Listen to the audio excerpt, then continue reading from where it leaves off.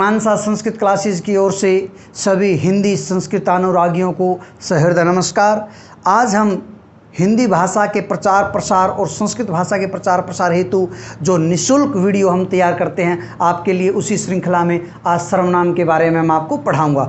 एक ही गुजारिश रहेगी आप लोगों से, एक ही प्रार्थना रहेगी कि अंत तक वीडियो देखिए जिनको सर्वनाम समझना है। अगर आपको सर्वनाम समझना नहीं है तो फिर कट कट करके देख सकते हैं आप। लास्ट तक आपको सर्वनाम समझ में ना आए तो कमेंट करके मुझे ज़रूर बताइएगा, ऐसा नहीं हो सकता। चलिए हम बिना विलंब किए शुरू करते हैं। सर्वनाम क्या होता है? सर्वनाम सीधी सी बात है, जो शब्द संज्ञा के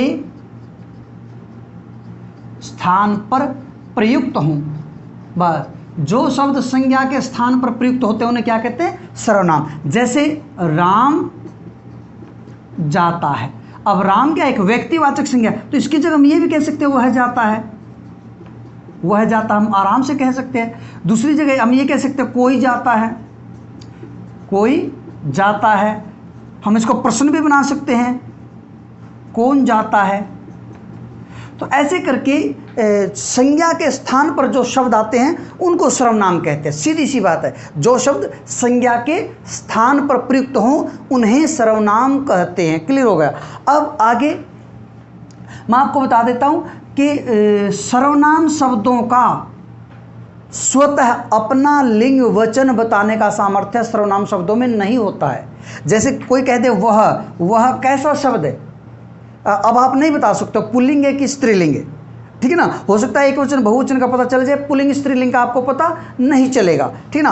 आप जाते हैं, आप जाते हैं, तो ये बहुवचन में दिखाई दे रहा, पर सम्मान के लिए हम एक वचन में भी कह देते हैं। गुरुजियों को कहते हैं, अपने बड़ों को कहते हैं आप जाते हैं या आप जाते हो, ठीक है ना। तो इसका सर्वनाम शब्दों में अपना लिंग वचन बताने का सामर्थ्य नहीं होता है। ये कहाँ से पता चलता है? ये जिस संज्ञा के स्थान पर प्रयुक्त होते हैं उसी संज्ञा को हम देखते हैं। अब जैसे वह जाता है तो वह क्या? राम है, तो राम पुल्लिंग है, तो ये वह भी पुल्लिंग है। कोई जाता है या कोई जाती है, ठीक है ना। खैर क्रिया के योग से हम पुल्लिंग स्त्रीलिंग का पता लगा लेते हैं, पर यदि कोई हम लिखेंगे कि कोई, ये मैंने एक सर्वनाम शब्द लिख दिया, बताइए कैसा है? आप नहीं बता पाओगे, ठीक है ना। तो ये जिसके स्थान पर प्रयुक्त होते हैं उसी का लिंग और वचन ग्रहण कर लेते हैं। सीधी सी बात ये, ठीक है। चलिए आगे बढ़ते हैं। अब 11 शब्द बिल्कुल आंख बंद करके याद कर लो, ये 11 शब्द ही सर्वनाम होते हैं, बाकी आपको सर्वनाम के नाम पे कुछ मिलेगा ही नहीं। कौन कौन से? मैं, तुम, आप, यह, वह, जो, सो, कोई, कुछ, कौन और क्या। बस 1 2 3 4 5 6 7 8 9 10 11, इन 11 शब्दों के अतिरिक्त कोई भी सर्वनाम होता ही नहीं है। इसलिए 11 शब्दों को आप जान लें। अगर आप 11 शब्दों को जान चुके हैं तो मेरे ख्याल से आप सर्वनाम समझ भी चुके हैं। भेद के बारे में भी बता देंगे। चलो फिर भी देखते हैं। जैसे म है, म, तो म एक वचन में, अगर इसका बहुवचन बनाएंगे तो बनेगा हम, ठीक है जी। तो म में और हम में कोई फर्क नहीं है, बस म एक वचन है और उसी का बहुवचन हम है। तुम का कोई विकृत रूप नहीं होता, आप रहेगा, ठीक ना। यह का बन जाता है इस, और वह का बन जाता है उस। बाकी बहुवचन में ये और वे, ये तो बन ही जाता है। तो ये तो बताने की मुझे ज़्यादा जरूरत नहीं, पर ये ध्यान रखिए इस कारकों के अंदर इनके रूप बदल जाते हैं। अगर इसका रूप है तो समझ लेना यह का है, और उसका रूप है तो समझ लेना वह का। आगे जो सो का कोई रूप नहीं बदलेगा, कोई का रूप बदलेगा। भाई ध्यान दीजिए, किसी। अगर आपको किसी मिल रहा है तो इट मीन्स आपको कोई का ही वो विकृत रूप है। जैसे कारकों में चलाओगे, बाहर कोई चिल्ला रहा है, ये यहाँ तक तो ठीक है। अगर हम कहोगे कोई ने पत्थर फेंक दिया, ऐसे बोलोगे आप, कोई ने पत्थर फेंक दिया, तो कोई का रूप बदल जाएगा, किसी ने पत्थर फेंक दिया। तो कोई और किसी में कोई फर्क नहीं है। वाक्य में जब कारकों के हिसाब से आते हैं तब फर्क पड़ जाता है। कुछ का कुछ नहीं बदलेगा, कौन का बदलेगा किस, बस कौन आ जाए या किस, ज्यों का त्यों शब्द मिलेगा। जैसे बाहर कौन घूम रहा है, तुमने किसको देखा, तो कौन को नहीं कहोगे आप, ये कहोगे आप कि तुमने कौन को देखा, नहीं किसको। तो कौन बदल जाता है किस में, मैं बदलेगा हम में पहुंचने के कारण, यह वह ये वे में तो बदलेंगे, फिर इस उस में भी बदलेंगे। किसी आ जाए तो कोई, कोई में किसी में कोई फर्क नहीं है, कौन आ जाए तो किस, बात खत्म। ठीक है जी। तो ये 11 शब्द आपको सर्वनाम के रूप में मिलेंगे। वीडियो जूम करके रोक करके आराम से अपने नोट्स बना लीजिए, लिख लीजिए, वीडियो आपके पास होगा, चाहे इसको 10 बार देखिए। ठीक है जी। अब आगे बढ़ते हैं इसके भेद पे। इसका भेद बनाने का एक आसान फॉर्मूला है, ये लिख लीजिए, अपना पसीना, अपना पसीना। इस शॉर्ट ट्रिक को याद कर लीजिए, अपना पसीना, इसी में से निकल जाएंगे। पहला छोड़ दो, पहले यहां से शुरू करो। नंबर 1 पुरुषवाचक, नंबर 2 है न तो निश्चयवाचक, निश्चयवाचक सर्वनाम। ठीक है जी। नंबर 3, अब ये ले लिया, अब भी ले लो, अनिश्चयवाचक, अनिश्चयवाचक सर्वनाम। नंबर 4 प है तो प्रश्नवाचक, प्रश्नवाचक सर्वनाम। नंबर 5 इधर लिख लेता हूँ, स है तो संबंधवाचक, संबंधवाचक सर्वनाम। 6 है न तो निजवाचक सर्वनाम, निजवाचक। ठीक है जी। तो ये जो 11 शब्द मैंने बताए थे, वो 11 के 11 शब्द ये 6 जगह डिवाइड हो जाते हैं। अगर मैं आपको बताऊं तो आपको थोड़ा लगेगा कि तो बहुत आसान था, हम क्यों पजल हो गए इसमें। देखो, जैसे पुरुषवाचक है तो इसमें ये आएंगे मैं, तुम और आप, बस ये 3 पुरुषवाचक होते हैं। निश्चयवाचक में यह और वह आएगा, ठीक है ना, इसमें यह वह भी आएंगे, ये भी नोट कर लो, यह वह यहाँ भी आएगा, ठीक है ना, और यह वह यहाँ भी आएगा। तो म, तुम, आप और यह वह इसमें भी आएंगे, यह वह और यह वह यहाँ भी। अनिश्चयवाचक में कोई और कुछ, आप एक चीज़ कह सकते हो, बिल्कुल ये तो अंडरस्टूड है एक प्रकार का, आपको स्वतः ही पता होना चाहिए कि अनिश्चयवाचक कोई और कुछ शब्द ऐसे हैं जिनसे निश्चितता का बोध नहीं होता। प्रश्नवाचक में कौन क्या, कौन और क्या प्रश्नवाचक। संबंधवाचक में जो, सो, और निजवाचक में आता आप या अपने आप, या इसके पर्यायवाची शब्द जैसे स्वयं, स्वतः, खुद, तो ये इसके पर्यायवाची शब्द वो तो चलेंगे। तो देखो ये 11 के 11 शब्द इसी में एडजस्ट हो गए, ठीक ना। पता होना चाहिए पुरुषवाचक में मैं, तुम, आप, यह वह, निश्चयवाचक में यह वह 2 ही आएंगे बस, अनिश्चयवाचक में कोई कुछ, प्रश्नवाचक में कौन क्या, संबंधवाचक में जो सो, निजवाचक में आप, अपने आप, और ये स्वयं, स्वतः है, ठीक है ना। तो ये मैंने 6 जगह डिवाइड कर दिए, ये आपको पता चल गया। चलिए भाई, सर्वनाम का असली खेल शुरू होता है अब वीडियो को बड़े नज़रें गाड़ के देखिएगा, ठीक है ना। वो चीज़ बताऊंगा आपको कि आपने कभी सोचा भी नहीं होगा कि सर्वनाम को इस तरीके से भी पढ़ा जा सकता है, ठीक है ना। मैंने भी इन टॉपिकों पे बहुत मेहनत कर रखी है, और यही मैं आप लोगों से चाहता हूँ, सभी विद्यार्थियों से चाहता हूँ, आप भी इतनी मेहनत करके इनको आत्मसात कीजिए। चलिए अब एक एक करके पढ़ते हैं। सबसे पहला ये साफ कर देता हूँ मैं यहाँ तक, ठीक है ना। सबसे पहला हमारा पुरुषवाचक, पुरुषवाचक सर्वनाम। सर्वनाम मैं नहीं लिख रहा हूँ, पुरुषवाचक सर्वनाम। पुरुषवाचक क्या होता है, जो किसी व्यक्ति विशेष का बोध कराए। ये लो भाई, जो किसी व्यक्ति विशेष का बोध कराए, ठीक है ना। ये किसी व्यक्ति विशेष के लिए आते हैं। इसके भी 3 भेद होते हैं। नंबर 1 उत्तम पुरुष, नंबर 2 मध्यम पुरुष, और नंबर 3 अन्य पुरुष। उत्तम पुरुष में आते हैं भाई मैं और इसका बहुवचन हम, बस। मध्यम पुरुष में आता है, मध्यम पुरुष में तुम या आप, ठीक है ना। यद्यपि संस्कृत भाषा में आप प्रथम पुरुष में आता है, परंतु हिंदी में तुम कहो या आप कहो कोई फर्क नहीं है, मध्यम पुरुष में आएगा। और अन्य पुरुष में आता है यह और वह, ठीक है जी। अब देखो, जो चीज़ें आपको पजल कर सकती है इनके कारकों में रूप चलते हैं। जो छोटे बच्चे हैं उनका ज़्यादा समझ में नहीं आएगा, पर जो बड़े परीक्षाओं के लिए तैयारी कर रहे हैं उनको ज़रूर समझ में आएगा। जैसे म है, म का कर्ता कारक क्या बनेगा? कर्ता बनेगा मैंने या हमने। कर्म क्या बनेगा? कर्म मुझको या हमको।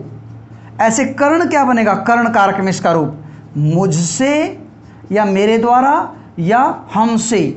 संप्रदान क्या बनेगा? संप्रदान मेरे लिए या हमारे लिए। मेरा कहने का मतलब है म का कहीं का भी रूप मिल जाओ, हम, हमारे लिए, हमारा, हम में कहीं का भी रूप मिल जाए, आपने सीधा उत्तम पुरुष लिखना।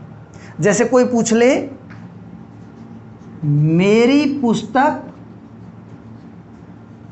कहाँ है, और मेरी पूछ ले, आपने कुछ नहीं करना, सीधा बताना उत्तम पुरुष। मैं कहाँ हूँ? उत्तम पुरुष। हम दिल्ली जा रहे हैं, हम क्या है? उत्तम पुरुष, ठीक ना। तुझे मुझ में क्या दिखाई दिया? मुझ में, तो उत्तम पुरुष। मैं का या हम का कहीं का भी रूप हो उत्तम पुरुष होता। मेरे ख्याल से आप समझ गए होंगे। ऐसे मध्यम पुरुष तुम या आप कहीं, तुम, तुमको, तुम्हारे द्वारा, तुम्हारे लिए, तुमसे, तुम्हारा, या तुझ में या तुम में या आप में, आपके द्वारा, कहीं का भी रूप हो। आपका क्या हाल है, इसमें आपका क्या है? सीधी सी बात है मध्यम पुरुष है, बस। अब आ गए यह वह, ठीक ना। यह वह कहीं जैसे वह चिल्ला रहा है, वह चिल्ला रहा है, जबकि यह आराम से बैठा है। लो, एक ही उदाहरण में मैंने समझा दिए। वह चिल्ला रहा है जबकि यह आराम से बैठा। तो ऐसे यह और वह आ जाए तो अन्य पुरुष। मेरे ख्याल से समझ गए आप तीनों, ठीक ना। इसका उसका भी आ जाए, जैसे इसका क्या नाम है, इसका क्या नाम है, तो इसका उसका भी आ जाए, तब भी आपने अन्य पुरुष में ही उसको देना है, ठीक है जी। चलिए इसको हम साफ कर देते हैं और आगे बढ़ते हैं। ये पुरुषवाचक होगा। अब नंबर 2 पे आ जाओ।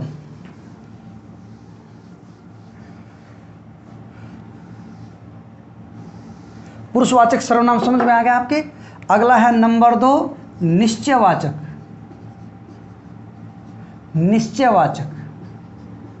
निश्चयवाचक में आता है यह और वह, दो। इसको समझना बेहद जरूरी है। जो बड़े बड़े पढ़े लिखे हैं ना, उनसे वाक्य बनवा के देख लेना, ठीक ना। अक्सर अमूमन गलत बना देते हैं। ऐसा नहीं है कि उनको पता नहीं है, लापरवाही। किसी टॉपिक को गहराई में जाके नहीं पढ़ना, बस दूसरा ये समझते हिंदी है, हो जाएगा, कोई दिक्कत नहीं, हिंदी तो हमें आती है, मातृभाषा। ऐसा सही है ये बातें, पर हर चीज़ को बड़ी गहराई में जाके समझोगे तो ही समझ में आएगी। चलिए यह वह, जैसे यह सर्वोदय विद्यालय है, तो यह किसका बोध करा रहा है? सर्वोदय विद्यालय का। परिभाषा निश्चयवाचक से समझे गए हुए, जो किसी संज्ञा की निश्चितता का बोध कराए। परिभाषा लिखना चाहते हो तो लिख लो। जो सर्वनाम शब्द किसी संज्ञा की निश्चितता का बोध कराए। तो सर्वोदय विद्यालय, विद्यालय का नाम है, व्यक्तिवाचक संज्ञा, तो इसके बारे में निश्चित बोध करा रहा कि यह है, this is, that is, this और दैट जो इंग्लिश का होता है वो निश्चयवाचक ही होता है। यह सर्वोदय विद्यालय है, ठीक है ना। अब आप यूं कहोगे कि जी यह खेल रहा है, इस यह में और इस यह में क्या फर्क है? अगर आप इस सर्वनाम को, निश्चयवाचक को समझ गए तो इसका मतलब आप सर्वनाम को जान लिया। ध्यान दीजिए, इस यह में और इस यह में क्या फर्क है? यह किसी की निश्चितता का बोध कराता है, परंतु यह किसी बालक के बारे में बताता कि यह खेल रहा है, ठीक है ना। जैसे हमने कहा कि आपका बच्चा चिल्ला रहा है और आप बच्चे के पास गए, आपने कहा नहीं यह तो खेल रहा है, तो बच्चे के स्थान पर आपने यह का प्रयोग किया, तो पुरुषवाचक है। अब ये बहुत बड़ा भ्रम है कि इस यह में और इस यह में क्या फर्क, कैसे डिफरेंस करें, मैं इसके चीज़ें बताता हूँ। नंबर 1, ये जो निश्चयवाचक है, निश्चयवाचक है, निश्चयवाचक वाला, इसके साथ क्रिया हा ही मिलेगी, हा।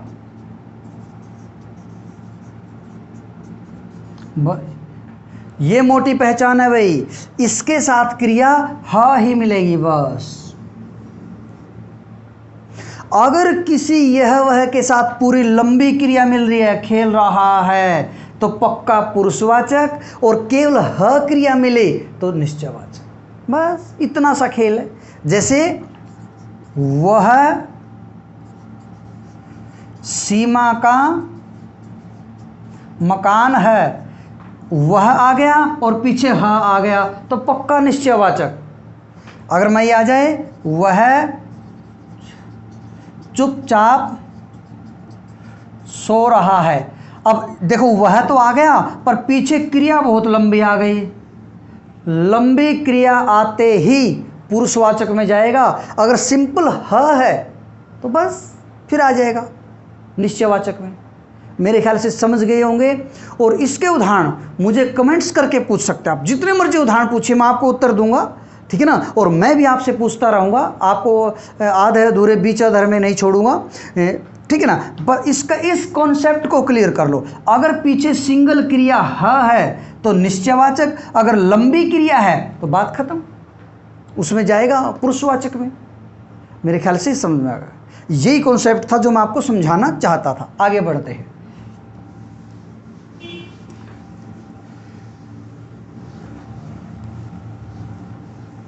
अगला है तीसरा, अनिश्चयवाचक। अनिश्चयवाचक, अनिश्चयवाचक में दो आएंगे, कोई और कुछ। हाँ, कोई का बिगड़ा हुआ रूप किसी भी आएगा, किसी। तो मैं किसी में और कोई में फ़र्क नहीं मानता, क्योंकि इसका विकृत रूप है, तो दो ही मिलेंगे आपको, कोई कुछ है इसका। ये तीन शब्द, चलो हम तीन भी मान लें इनको, ये जहाँ मिल जाए बात खत्म, अनिश्चयवाचक आएगा। जैसे बाहर कोई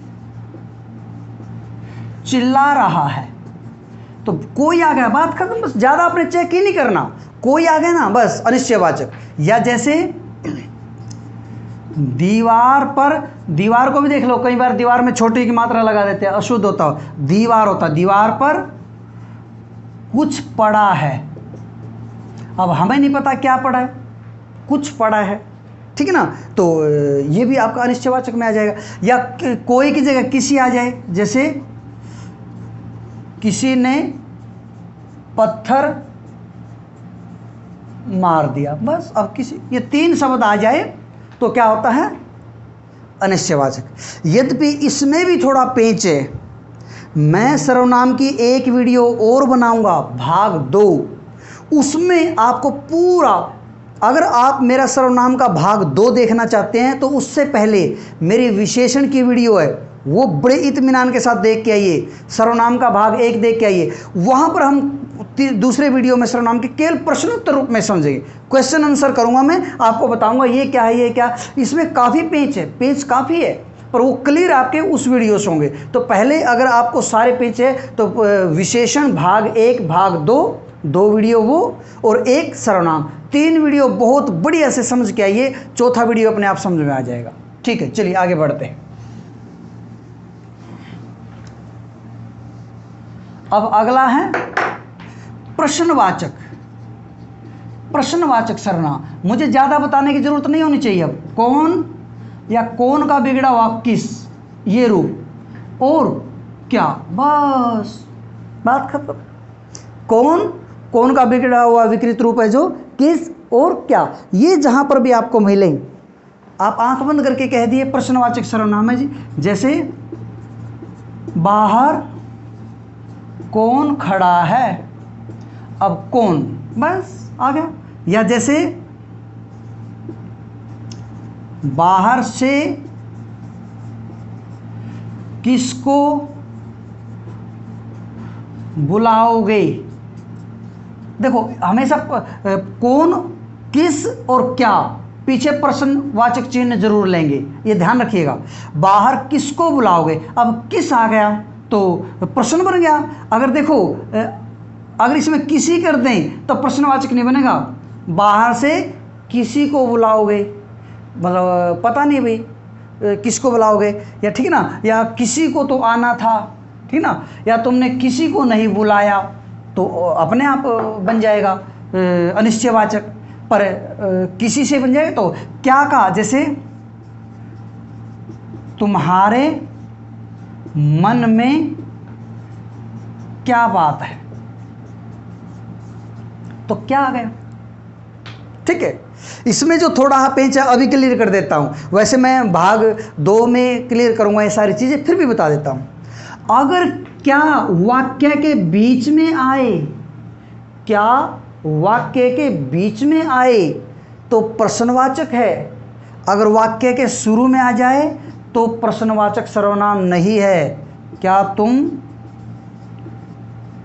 दिल्ली जाओगे, अब प्रश्नवाचक नहीं है, ये प्रश्नवाचक सर्वनाम नहीं है, अब है ये निपात। क्या बोलते हैं इसको, निपात। जब एक अव्यय, निपात भी एक अव्यय का ही नाम है, तो ये निपात होता है। अगर ये शुरू में आ जाए, अगर बीच में आ जाए तो प्रश्नवाचक सर्वनाम, वाक्य के शुरू में आ जाए तो फिर प्रश्नवाचक वाक्य तो है पर वो सर्वनाम नहीं है।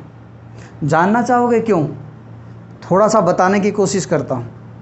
ये क्या संज्ञा के स्थान पर आया, जैसे तुम्हारे मन में शंका है, शंका एक भाववाचक संज्ञा है, तो शंका के स्थान पर क्या लगा दिया मैंने, तुम्हारे मन में क्या है। ये क्या किसी के स्थान पर नहीं आया। तुम दिल्ली जाओगे और इसको प्रश्न बनाना तो क्या तुम दिल्ली जाओगे, तो ये किसी के स्थान पर नहीं आया। जब तक संज्ञा के स्थान पर नहीं आता तब तक सर्वनाम नहीं कहलाता। ये संज्ञा के स्थान पर नहीं आया, केवल वाक्य बनाने के लिए आया, इसलिए निपात है। चलिए समझ में आ गया होगा आपके। अगला आगे है हमारा संबंधवाचक। संबंधवाचक सर्वनाम, संबंधवाचक सर्वनाम, इसमें होता जो सो, जो और सो, बस।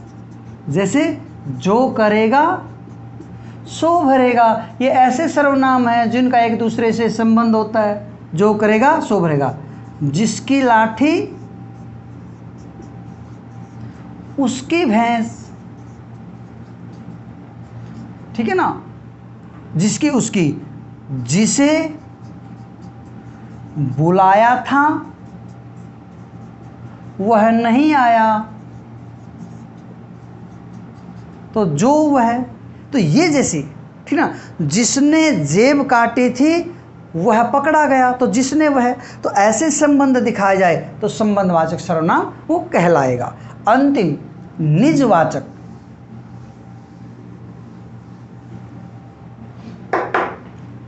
ये लो, निजवाचक सर्वनाम। निजवाचक में क्या आता है, अपने आप